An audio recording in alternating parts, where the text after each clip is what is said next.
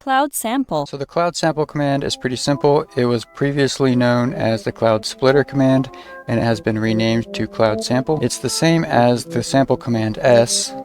So I can do S and then a keyword to search, but this pulls off of my hard drive, off of my computer, versus the CloudSample pulls from our database. So if I do CS, I can search for anything. I loaded up a kick from the database there, and the main difference is that with the S command, you can actually do multiple keywords separated by spaces. With the CS command, you can only do one keyword, and it has to be an exact match. You can't do a partial match like KIC. I have to do KICK.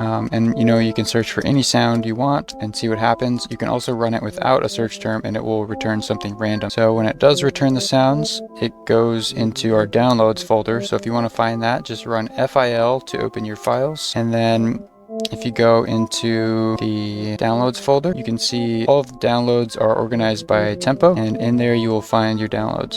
And you can just drag those into your music folder or into your source folder if you want to work with them locally. You can also run the source command and select bdj downloads right here to direct your source folder to your downloads. So there's a couple ways you can work with it there. Another thing about the CloudSample command is you can't get long sounds with it. So you can see what I mean by long is that all the sounds that get returned are going to be chopped up in pretty short pieces, because the way we get long sounds is we use the precision splitter command, which is PS, but that only loads sounds off of our hard drive. So in the future, I'll probably have a cloud precision splitter sample command, but that is not out yet. So stay tuned for that.